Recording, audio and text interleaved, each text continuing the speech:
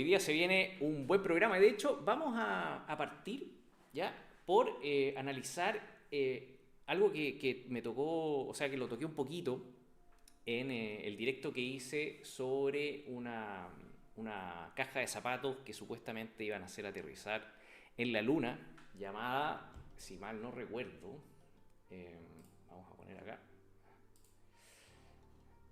um, Intuitive Machines, ¿ya?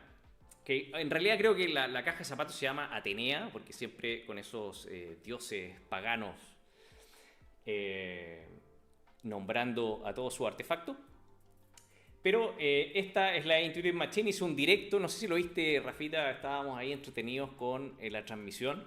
Y resulta que, según ellos, y como parte de la narrativa, esta nave Atenea, ¿ya? Que lleva algunos, o llevaba en realidad, porque tuvo un final triste, ¿ya? La nave, según ellos, cayó de lado, ¿ya? Y nosotros nos quedamos con que no llegaba la señal de vuelta en el momento del aterrizaje, no pudimos abrir la champaña, darnos el abrazo y aplaudir eufóricamente, como lo hacemos siempre, porque se cortó la transmisión en el último segundo, ¿ya? Cuando la nave iba a tocar el suelo lunar, digamos, el cuento de ellos. ¿Ya? Bueno, y se inventaron esto de que la nave cayó de lado, lo cual es muy curioso porque fíjate en este detalle, Rafa. La semana pasada, ya, hubieron dos de estos lanzamientos, dos supuestas naves, ya, que iban camino a la Luna. Y aquí se pueden ver, este es el sitio oficial de la NASA. Una se llama la Blue Ghost o el Fantasma Azul, que es un nombre curioso, y esta es la que vamos a analizar en profundidad ahora porque hay algo que es rotundamente equivocado en la forma en que se plantea audiovisualmente, ¿ya? Vamos a analizarlo en detalle, pero voy a apuntar lo siguiente. Se mandaron dos naves, entre comillas, mandaron, siempre entre comillas aquí. La Blue Ghost y la Atenea, ¿ok? Fíjense en el lenguaje visual. La Blue Ghost, de hecho, como el nombre lo indica, está todo lo relacionado con ella está asociado al color azul, ¿ok? Dentro de hecho, la sala de comandos ya siempre hay un azul de fondo. Entonces, la Blue Ghost está desde el punto de vista del marketing, desde el punto de vista de la imagen, asociado al color azul. Y Atenea, por el contrario, estaba asociado al color rojo. Y resulta que una de las dos es gloriosa y se logró posar sobre la luna y la otra no. Y la que falla es la de color rojo. Solamente lo dejo ahí para un análisis, digamos, sobre el tema simbólico de por qué es la azul la que llega. ¿Ya? Vamos ahora a pasar a analizar específicamente a la Blue Ghost. Otro detalle que me pareció curioso, esto obviamente siempre puede caer en el terreno de las coincidencias, es lo siguiente. La Blue Ghost, que es esta supuesta nave de esta empresa que se hace llamar Firefly Aerospace, que tiene que ver con una luciérnaga aeroespacial, ¿ya? Siempre con este tema de las alas, que nos recuerdan a Zaratustra, a los dioses egipcios, a un montón de símbolos, siempre las alas metidas ahí. Pero aquí hay algo. Cuando yo quise buscar, ¿cierto?, a de dónde venía esta idea del nombre de Blue Ghost, ya me encontré primero con que la historia oficial hace referencia a un homenaje, ya, a un portaaviones al cual le decían Blue Ghost porque tenía ciertas pinturas azules, entonces era identificado así, pero durante una guerra se desapareció y resulta que volvió a aparecer en el momento álgido de una batalla y todos lo habían dado por desaparecido, por destruido, digamos. Entonces, en ese momento, cuando aparece como el ave fénix, le ponen el fantasma azul. Y esa es la historia oficial de por qué decidieron hacerle un homenaje con esta navecita. Ahora, cuando yo hagamos el ejercicio, ¿ya? Si ponemos, de hecho acá lo tengo, Fantasma Azul en español, ¿ya? Nos lleva a esto, Rafa, a un disco del grupo de rock Rata Blanca, que es buenísimo. Yo recomiendo a Rata Blanca porque es un grupo que tiene unos temazos de rock. Es un thrash metal muy rápido, pero latino, en español. Y cuando puse Fantasma Azul en español me pareció esto. Lo cual es curiosa portada. Vamos a ver la portada del disco. Aprovechamos a saludar, como siempre, a la gente que se va sumando al YouTube y a todos aquellos que van a ver esto después.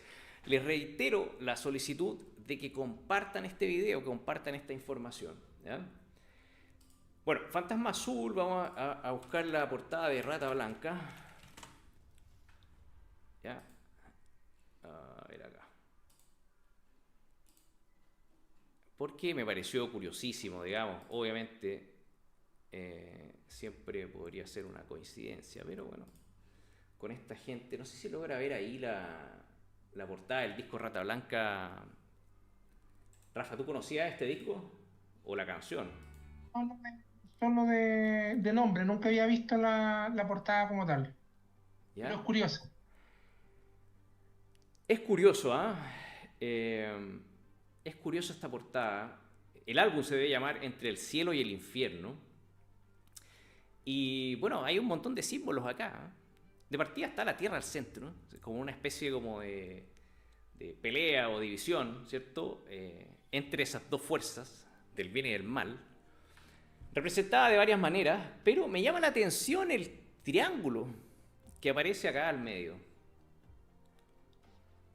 Porque, ya, ok, el cielo, el infierno, podrían ser conceptos, digamos, clásicos, pero ¿por qué el triángulo con el ojo al centro? Una pregunta que le lanzo a los amigos del chat. ¿Conocían esto, queridos amigos del chat? Tiene Vamos a... harto juego entre el rojo y el azul también, en los contrastes. Así es verdad. El rojo y el azul, haciendo alusión a esa, bueno, el rojo con el fuego, el azul con el cielo, ¿cierto? A esa lucha, ¿ya? Entre las polaridades, los opuestos. Pero ahí están los ángeles. Fíjate abajo, están los griffins, ¿cierto? Estas figuras que eran dragones alados. Es curiosa esta portada, es realmente reveladora. Me llama la atención que esté conectada con el fantasma azul. Bueno, vamos a dejar aquí a Rata Blanca y todos sus símbolos, los griffins, los triángulos del Gran Hermano, los ángeles alados y la tierra esférica extraña, ¿cierto? Envuelta en llamas, con el símbolo acá, estos cuernos. Bueno, si alguien lo puede analizar más en detalle, lo podemos conversar con profundidad en otra ocasión. Bien, bienvenidos entonces a la primera sección de este programa, Error en el Relato, donde vamos a analizar este vuelo supuesto vuelo, ¿cierto? Esta animación, podríamos decir, de frentón, que presentó Firefly Aerospace, haciendo creer a algunos ingenuos de que había una caja de zapato con algunas patitas posándose en la superficie de la Luna, ¿ya? Y tenemos entonces una transmisión en vivo, ¿ya? Que ocurrió hace pocos días atrás, yo diría específicamente hace 6 días atrás, ¿ya? Supuestamente. Pero no vamos a poner, de hecho, la transmisión completa porque dura 6 horas. Vamos a poner esto, que es como el resumen de lo mejor de esa transmisión, ¿ya? De Here's hecho, what it does. You can está un poco fuerte el volumen, ¿o no? Vamos a ver. Bueno, de hecho, esta transmisión parte con este personaje que al parecer es el director de la misión, se ve bastante joven, ¿ya? Pero que se manda un speech, bueno, está en inglés, vamos a tratar de traducirlo, un speech así tipo llegada del hombre a la luna, ¿cierto? Donde claramente está leyendo un guión, ¿ya? Pero yo creo que son palabras que no las siente realmente, no tiene ese nivel de vínculo con el proyecto, al parecer, desde mi percepción, digamos, leyendo su lenguaje corporal y cómo lo dice, ¿ya? Y ahí empezamos a notar que todo esto es una narrativa pura y dura, ¿ya? Donde, además, a los actores les falta un poquito de entrenamiento. Veamos. Path to the longer limited to nations alone. Firefly is building the road to the next frontier. One mission and one dream at a time. Tonight, we didn't just reach another mission milestone. Together, we created a moment in history. Together we create moment in history, dice. ¿Ah? Con ese tono. Cuando está diciendo juntos estamos creando un momento en la historia que cuesta darle un poco más de emoción. Contraten actores buenos.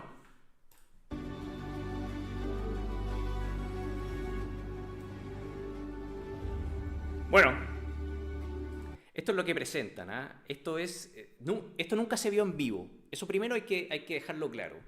Esto nunca se vio en vivo.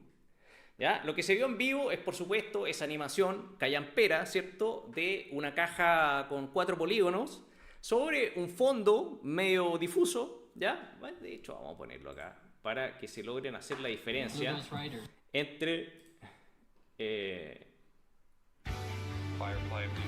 entre la transmisión en vivo, que realmente,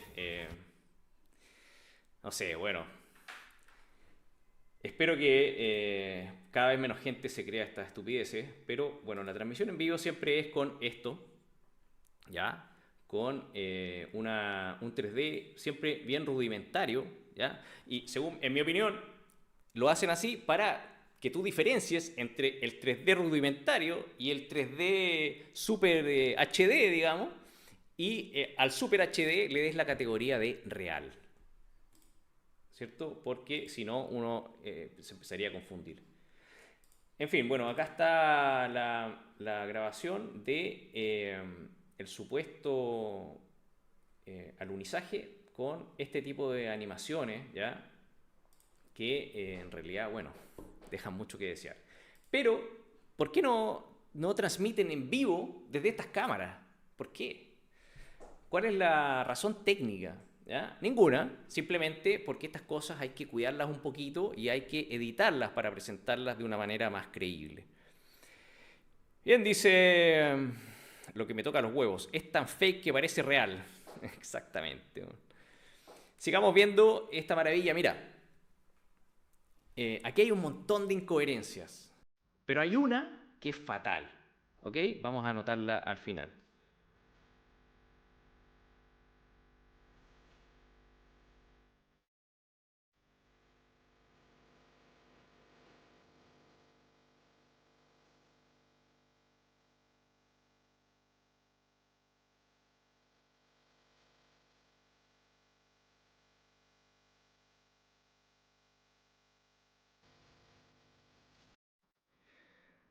Pero mira esto.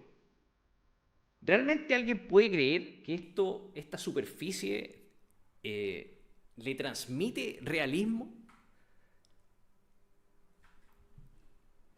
Como los efectos malos de las películas de estas tipo Marvel, de las últimas, donde bajó el presupuesto de animación, pero solo pasa con esta cámara, porque con la otra cámara se ve más real.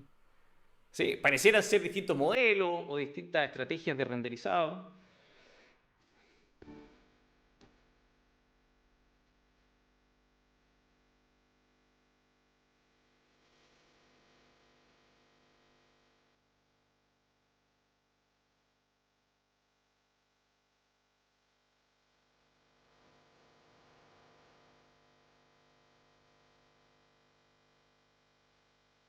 Ah, y el ojo de pez también en la luna. ¿Ah? A rato le deja la luna plana, mira, ahí se está transformando en luna plana. Bueno, y aquí nos aproximamos al momento crítico, ¿ya? Al momento del supuesto alunizaje, que tiene una secuencia audiovisual que vamos a analizar. Mi toma favorita es esta, la de los papelitos ahí brillantes moviéndose, el viento que no existe. Sí, es una reivindicación al Apolo, ¿cierto? Es para que no vayamos a pensar de que esos papelitos no eran posibles, ¿cierto? Los papelitos son necesarios, ¿cierto?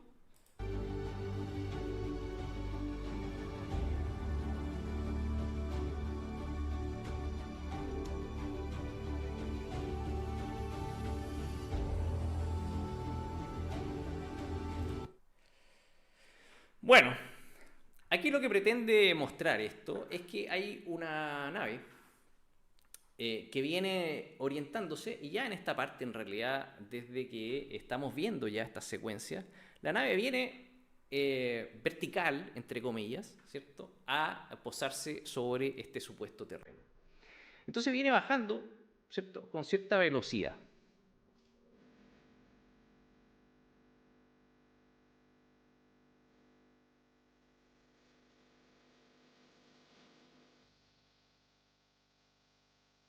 Distintas tomas de lo mismo, lo que hace pensar en que hay distintas cámaras apuntando en direcciones diferentes, ¿cierto? O sea, tengo una cámara pegada al lado izquierdo de la nave y tengo otra en el otro lado opuesto, ¿cierto? A todo esto vamos a ver a qué nave nos referimos, ¿cierto? Es esta, que por supuesto no fue a ninguna parte, pero que acá se intenta replicar en cuanto a su forma y a sus componentes. ¿Ya? Lo que probablemente ocurre es que hay una superposición de capas, ¿ya? Donde hay una que es 3D y las partes de la nave probablemente son grabadas en un estudio y se superponen ambas cosas. Entonces, bueno, esa es la cajita, ¿ya? Y lo que entonces deducimos al tener esta edición que nos muestra distintos ángulos, por ejemplo, acá este es un ángulo donde tengo mi cámara apuntando en una dirección donde logro ver, ¿cierto? La tierra pelota, ¿ya? Una toma necesaria para acompañar el relato. Y luego, por ejemplo, me muestran este otro ángulo donde no sé si estoy en uno de los laterales mirando o probablemente en el lado opuesto a la cámara anterior, ¿cierto? Donde en realidad yo debería ver el sol de frente, pero de alguna manera lo tengo de lado. Y ahí entro a dudar si es que esta cámara quisiera decir que está en el lado opuesto o en uno de los laterales. Probablemente quiera decir que está en uno de los laterales porque no veo el sol de frente y lo tengo como un lens flare a uno de los lados. Bueno, entonces lo que suponemos es que acá hay dos cámaras. Mira, no sé, a lo mejor es una de esas, ¿ya? Una de las que están ahí al lado. Y tengo otra desde el otro lado.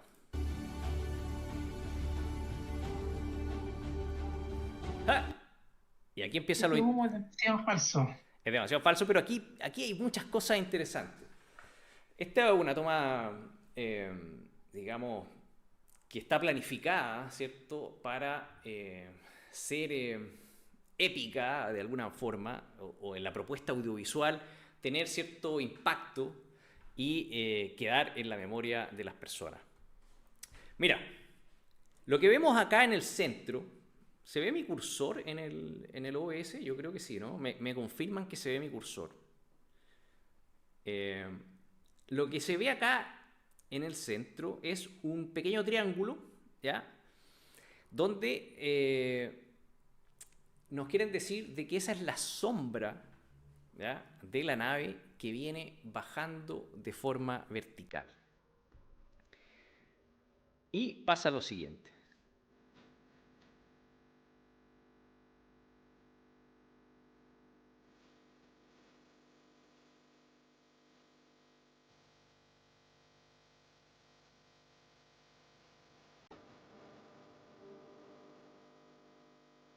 Bueno, esto que es el apogeo, ¿cierto? Material de masturbación para aquellos que piensan que viven en una pelota, ¿ya? Tiene un error fundamental de perspectiva, que no es fácil observarlo después de darle un par de vueltas, sintiendo de que había un error. Me di cuenta del problema. De hecho, hay varios problemas. Primero, que la nave en cuanto a la bajada, en cuanto a la sombra, ¿ya? Parece cambiar rápidamente de proporción. Es decir, esto nos da la idea de que es una nave que está cambiando de altura muy drásticamente. Y eso no coincide con la cámara, porque la cámara muestra un recorrido muy lento hacia abajo. Entonces, son dos cosas que están en velocidades diferentes, ¿ya? Cuando deberían, si la cámara estuviera pegada a la nave, el movimiento tendría que ser mucho más dramático. Veamos eso.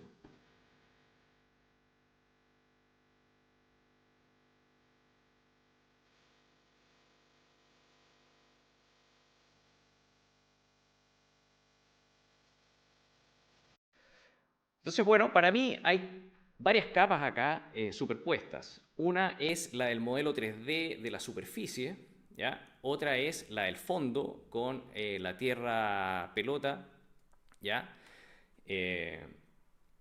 Súper sobreexpuesta, digamos, para coincidir.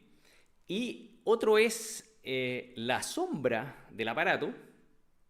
Y una cuarta capa podría ser los efectos, el humo y las partículas que se echan a volar. Pero hay un problema con la sombra del aparato. ¿Por qué? Porque la sombra del aparato está puesta en postproducción. ¿Ok? No es una sombra que salga directamente del modelo. Y de hecho, yo como les dije la vez anterior, iba a hacer un modelo 3D para comparar ambas cosas. ¿Ya? Y lo que tengo acá, esto es el programa 3D Studio Max, ¿ya? Y lo que tengo acá es lo siguiente. Y ahora me van a entender el punto. Tengo una cámara, ¿ya? A cierta distancia, de hecho la podría pegar más, pero en realidad para estos efectos da un poco lo mismo. Tengo una cámara vinculada a una cajita que tiene un poco la forma piramidal de la nave, ¿ya? Y además, de hecho, tengo un sol. ¿Ok? Vamos a volver a la música, de hecho, para darle más onda aquí.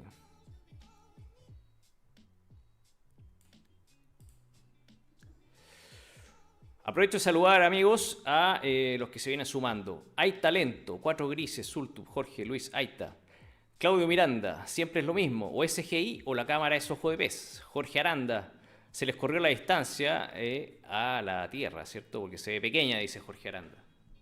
Bueno, un saludo, queridos amigos, sigamos viendo este tema. Bueno, lo que tengo acá es un modelo 3D, como les explicaba, con los elementos que están en juego dentro de esa escena. Primero es la caja que simula un poco la forma de el aparato, ¿ya? Una cámara que está vinculada, ¿ya? Yo lo linkeé, por lo tanto, si yo muevo esta cajita, la cámara también se va a mover. Tengo un plano extendido, ¿ya? Del terreno, lo puedo extender más, pero también eso da un poco lo mismo. Y un sol, ¿ya? Que apunta en una dirección opuesta a la dirección en la que observa la cámara, porque esa es la toma que se propone, ¿ya? Yo tengo el sol a mis espaldas, ¿ya? Y tengo la cámara apuntando a la Tierra. Y pasa lo siguiente, que esta es una observación imposible desde ese punto de vista de la cámara. ¿Por qué? Porque como ustedes pueden ver acá a la derecha, de hecho voy a apagar la luz para que no moleste, acá a la derecha arriba, lo que voy a hacer es simular el movimiento de la cajita, ¿ya? Que tiene la cámara vinculada. ¿Ok? Voy a poner acá para que se vea. Abajo a la derecha se logra ver la cajita que está sobre el plano. ¿Ok? Y lo que vamos viendo arriba a la derecha es la sombra proyectada por esa cajita. Entonces, bueno, de partida el cambio de proporción en la sombra no es tan dramático, ¿ya? En esta parte como se ve en el video. Por eso digo que el video está, la sombra es algo independiente, ¿ya? No coincide la velocidad y el cambio de proporción, ¿ya? Con la velocidad que tiene la cámara. Pero es lo siguiente, cuando yo bajo con esto y me apoyo en el suelo, ¿ya? O incluso podría quedar un poco más arriba, ¿qué es lo que tengo? ¿Ya? Tengo si nos ponemos en el punto de observación de la cámara, esa cámara tiene a sus espaldas el aparato, ¿ok? Y por lo tanto, por una regla de la perspectiva, que a esta gente se les olvida o pasaron por alto, lo que tengo es que mi sombra nace desde las puntas de mi encuadre. Eso tiene que ser así a menos que yo suba la cámara, ¿cierto?, a un punto, digamos, más alto de mi nave. Y ahí empezaría a ver, digamos, hagámoslo, para que veamos qué es lo que sucede si es que desvinculamos esto y subo un poquito más arriba. Empezaría a ver solamente la sombra de la parte superior de la nave, ¿cierto?, despegándose de las aristas de mi encuadre. Y esto no tiene que ver con la apertura de la cámara, ¿ok? Es un problema netamente de perspectiva. ¿Y qué es lo que pasa? Que en el Blue Ghost yo veo la nave completa. Veo las patas incluso. Entonces esta es una toma, por perspectiva, absolutamente imposible. Es un error en el relato. ¿Ya? Tal cual. Porque esta sombra debería extenderse hasta la arista del encuadre. Yo reto a cualquier defensor de la pelota que haga una simulación que muestre esta sombra teniendo una cámara pegada al objeto a las espaldas. Muéstreme cómo es posible. Es absolutamente imposible desde mi punto de vista. No sé qué opina la gente en el chat. Vultus Ultra, X, Internet. Saludos, queridos amigos. Acá revisando a las últimas patrañas, como diría Cartesiano, que nos manda la NASA y sus misiones. Que en esta ocasión supuestamente es una empresa privada la que fabrica todo este cuento. César Gutiérrez dice, lo otro, la NASA no sabe que existe el HDR. Claro, podría perfectamente tener una toma con un rango, ¿cierto?, lumínico más amplio.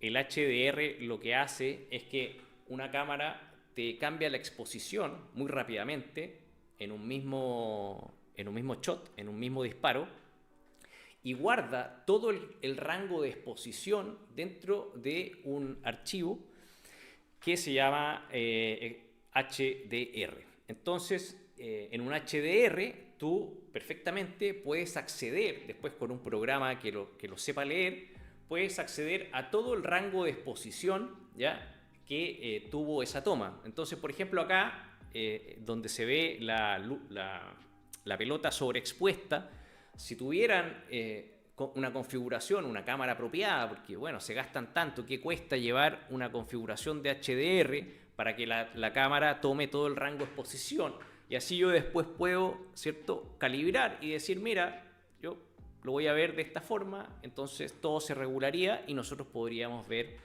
¿cierto?, la Tierra sin el velo. Pero bueno, siempre las mentiras se tratan de esconder.